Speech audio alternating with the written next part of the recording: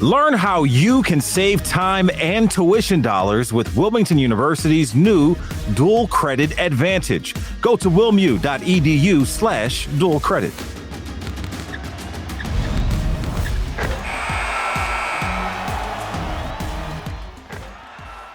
Hey, welcome to the Sixers Talk podcast brought to you by Wilmington University. Wilmu Works instant analysis here with Danny Pommells and Ben Berry as the Sixers take it on the chin in game two. Kind of what you expected. No Joel Embiid, 119-103, a 16-point loss. And this was different than game one, Ben, because they were never quite in it. You know, game one, they had the halftime lead, and then that third quarter, they kind of got blitzed. This is a game where they just really weren't quite in it. Like that game, I think they pulled within 5 points at one juncture that really never they got away from them. And it's tough really to process because you look at these two games, bro, and they're winnable games. If they got Joel Embiid, you feel like the Heat can get got, but the Sixers just not good enough. They're just flat out not good enough to beat the Heat without Joel. They're not good enough, and the Heat, they're a good team. They're deep. They are arguably the deepest team in the Eastern Conference. So having Oladipo coming off the bench, Tyler Herro coming off the bench, well, I think they can start for a lot of teams in the league. Oladipo, who's a multiple-time All-Star, you saw what he did in Indianapolis, and with OKC, a good player, and the Sixers just don't have the firepower. You can point fingers or try to place blame, but the Sixers don't have the firepower to compete with the Heat right now. I know Maxey, he had a good game. He really stepped it up and brought it. James Harden, I'm sure we'll get to, but he didn't attempt a shot in the last 7.5 minutes. Tobias Harris came out strong in the start of the third quarter, went quiet for a while, then put in 9 points towards the end of the game when the Sixers were trying to claw their way back. But between Danny Green missing 10 shots from beyond the arc, Furkan just boneheaded play after boneheaded play, the Sixers don't have the firepower. They don't have the depth to compete with the Miami Heat. And add to that, George Niang fouling out in 10 minutes of play. It was not the type of night the Sixers needed to have in order to win this type of game. They get clobbered, and it just really, you mentioned the bench guys with Oladipo and Hero off the bench. It just goes to show the difference between what the Sixers have to offer from the bench and what the Miami Heat have to offer. I'm just trying to add up these bench points real quick. You know, you look at it's it right 1,000 to 0. Like, bro, I'm almost ready to quit adding them up. But the Sixers with 19 bench points compared to, let's just say 50 for the Miami Heat. So, listen, you hoped they would get a split. You hoped they could win one of these two games. And then here comes Joel Embiid a la Willis Reed in game 3 to kind of push you through the rest of the series. But here they are down 2-0.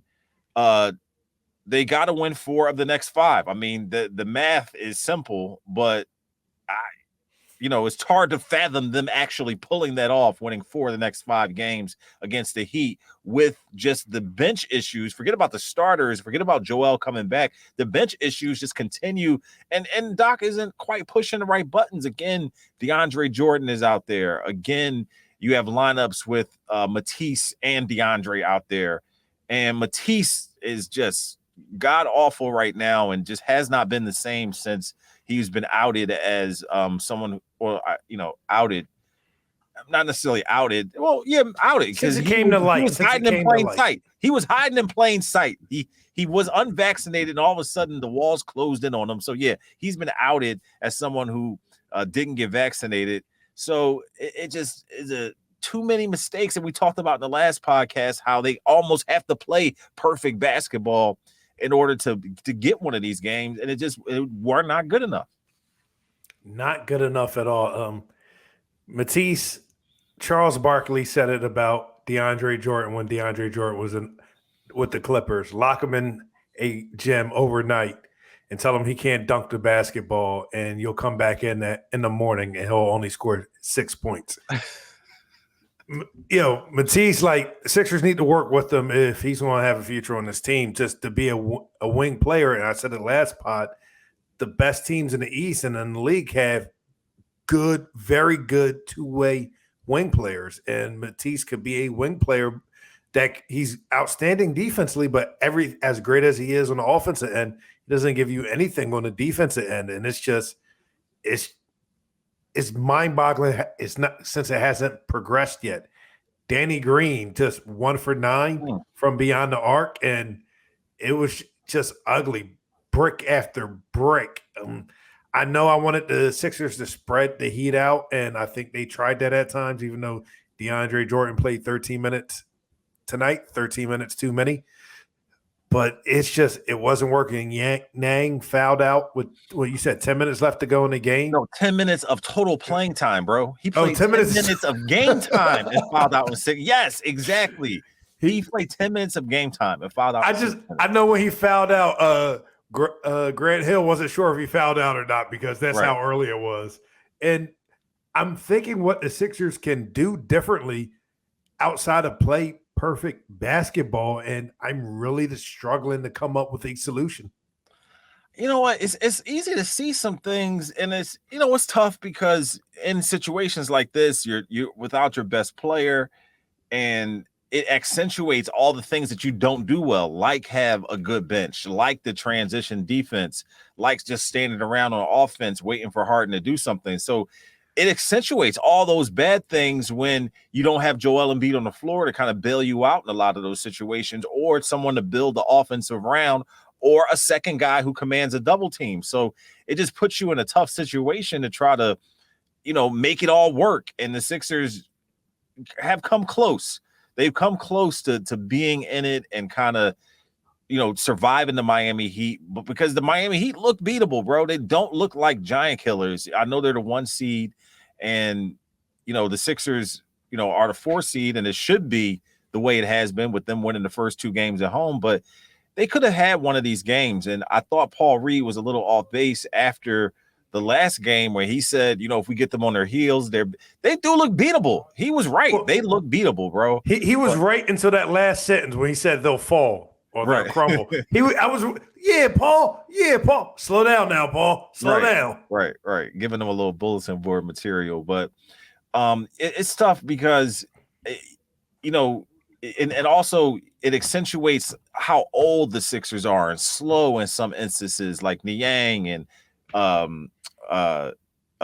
Danny Green reaching in and not staying in front of their man, and it just continues to snowball. And once again, it wasn't like the crowd was it wasn't even an intense game. The Sixers just didn't bring any intensity. They didn't bring any high level play, any get up and get after it. And finally, I was begging for Maxey just to go ahead and get his, because it's like he's the biggest threat the Sixers have of attacking that defense and not just trying to find a little gap or a seam so you can get off a quick shot or get into the paint. He is making them make choices that no one else on the Sixers will make them make. Like, he's making them decide if they want to double team him or the help defense should come, or making business decisions on whether they want to stay in front of him as fast as he's going down the court.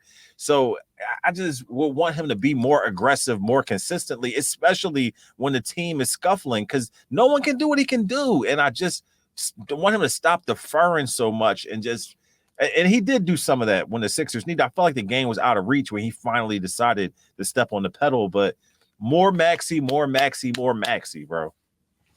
Yeah, what you said about Maxey, I think if we're talking about Maxey and all the great things he's done after game 3, especially if Embiid doesn't play, the Sixers probably win. If we're talking about what Harden can do or what the Sixers can do to make it a little easier for Harden to open it up, it's probably another Sixers loss. Maxey going out there, being aggressive, taking 22 shots, walked away game 2 with 34 points. I like it. There's some shots that just didn't go his way. He did some tough pull-ups, floaters in the lane. But he's putting pressure on the defense. He's putting pressure on. Yes, doing. You know what I'm saying? He's pushing pressure on the defense. You know what? And I'm going to disagree with you slightly. How? Maxey did it throughout the whole game. Tobias Harris, he does it in short increments. Because when he came out and the start of the second half, he scored, I think, like 6 points right away. Then in the middle of that fourth quarter, when the Sixers trying to make a run to get back in it, he had 9 points. I think Tobias Harris can do it. He just has to do it consistently. Because at this point, I don't expect James Harden to do it. So I will put this on Tobias Harris, Tyrese Maxey to carry this team offensively. Yeah, man, it's the Harden thing is just hard to figure out because I saw somebody tweet this, and I tend to agree. It's like it's not like he's washed. He's washed. But it's not like he's washed. He can still like tonight. He gave you 20 and 9. They only had 3 turnovers. Like okay, like that's cool. You can. He didn't attempt the shot in the last 7.5 minutes. He Old Spice. Okay, he's not what he was before, but That's he's true. not necessarily washed because he can still affect the game. And sometimes he commands a double team in certain instances, especially when Joel's on the floor. But and you heard during the broadcast Eric Spoelstra talk about their game planning to slow Harden down. He said he wants Harden to see a wall out there. So they're game planning to slow him down. He's on their scouting report as a big issue. And while he is able to be slowed down, I think Maxey is harder to slow down, and they don't have an answer for him. So I just want to see him incorporated more. But, I think the thing that's disappointing about James, he shoots 1 of 5 from 3, and he gets 7 points from the free throw line of his 20. He does take 15 shots, but it's just not efficient, and it's not like momentum changing stuff. Sometimes he can hit one of those step back threes, and it's like, ooh, you know what I'm saying? It kind of gives a little buzz in the arena, and he comes back down and, is, 3 to the head or some type of celebration, or he's screaming. And I felt like this during the regular season. I never quite said it, but until he hits the mixing bowl thing, I don't feel like he's finally arrived here. I used to hate seeing him do that when he was with Houston, and he hasn't quite had that same celebration or the swag that goes with it. But it's just he's, unless Embiid or another all-star superstar caliber player is on the floor, once again, it accentuates his deficiencies too. So you're all, so invested in every choice and decision he makes that it just kind of, I don't know, kind of balloons, and every mistake he makes leads to something else. And, he has a turnover, and then all of a sudden the Sixers are bad. Their transition defense is bad. And that gets accentuated because his turnover leads to, fast break points for the other team. So it's going to be a long, a tough haul, uphill climb is what I'm trying to say in game 3. Hopefully there is a Joel Embiid presence there, but can you expect him to be, transcendent after having this time off and dealing with the injury and stuff? What do you think? I don't know what to expect from Embiid, coming back, a broken orbital bone. I've broken bones. I've never broken an orbital bone. I know how discomforting it is to have a broken bone, or it's just an injury, let alone to be playing NBA level basketball, a broken orbital bone. Your face hurts. His face is broken, people. You expect him to carry this team of people who haven't produced yet, and for the Sixers to win 4 of these next 5 games to win the series, I don't think it's realistic. I don't think it's fair to Embiid, but life isn't fair. If Embiid can come in and give 20 points and 10 rebounds, which is mediocre for Embiid, and everyone else just plays a little bit better, that will be very nice. But it's not a guarantee he's going to play in game 3. Last I heard, they were going to reevaluate when they got back in Philly.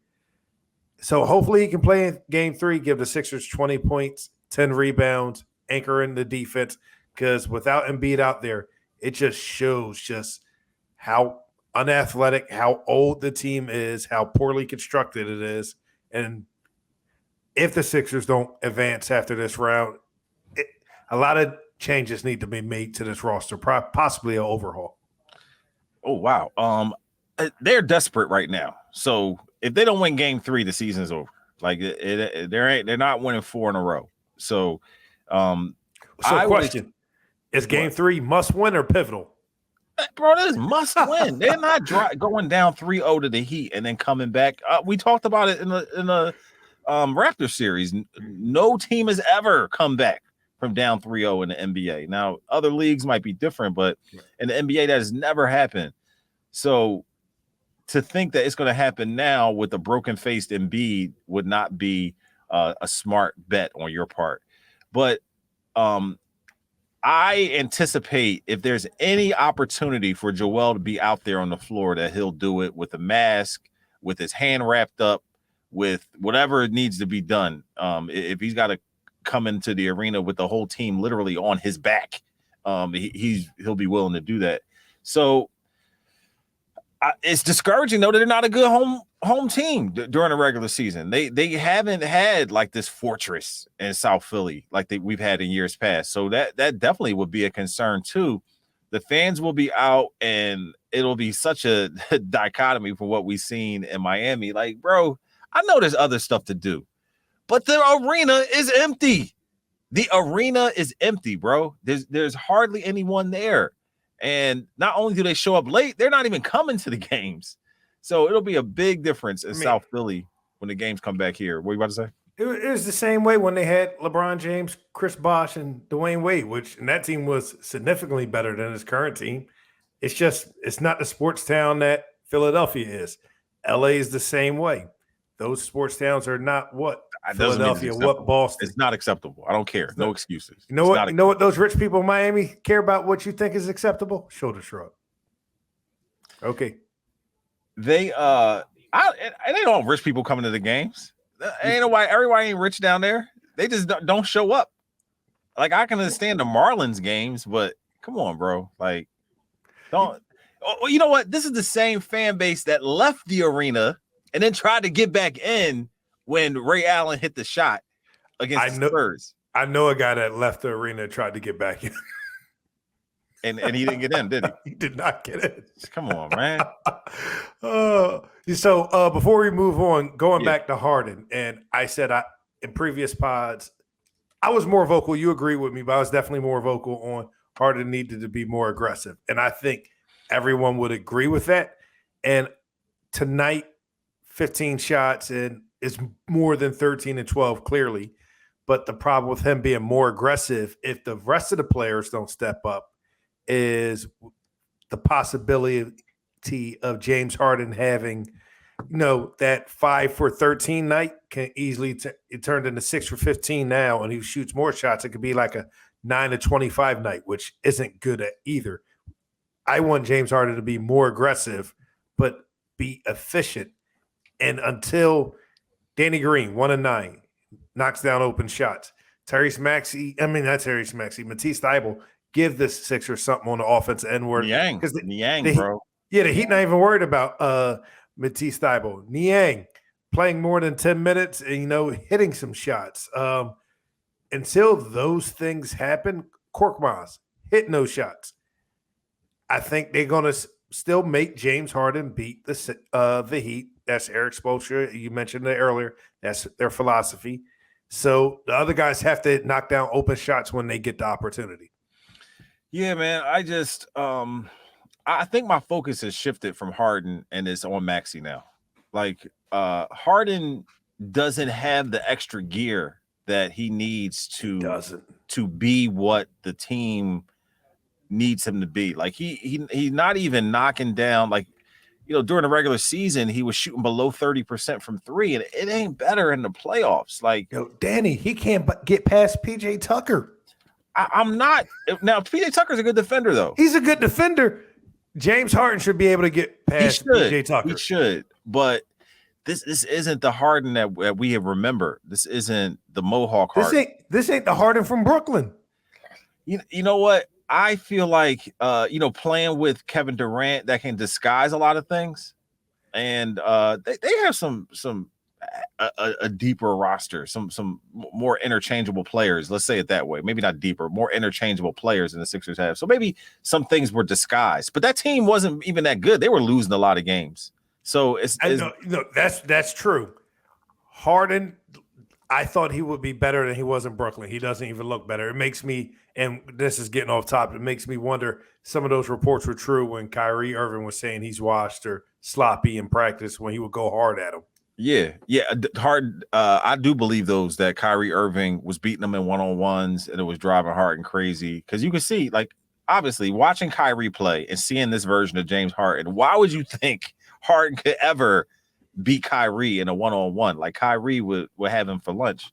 But and then on the flip side, I still believe though the Sixers made the right choice and the Harden trade paid off for them.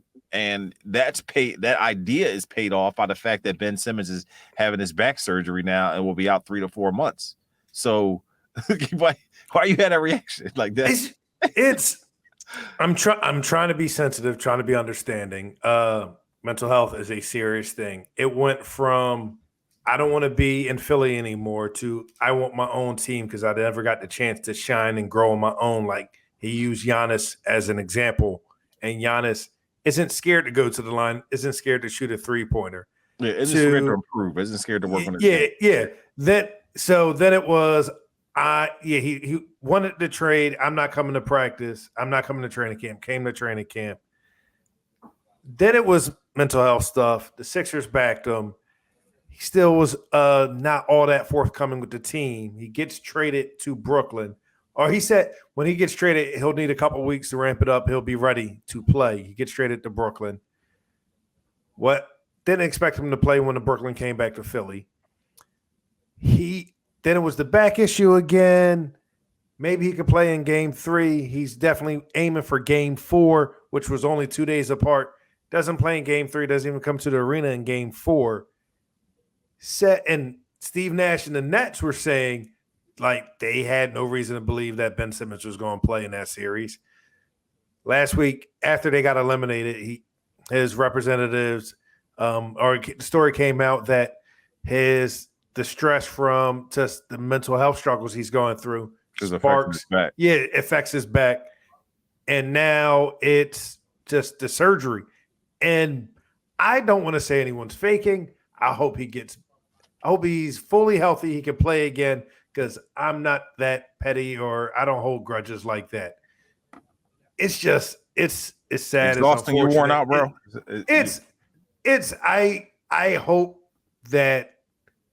I hope for the best for everyone. I hope he's not faking. I hope the Nets aren't getting played.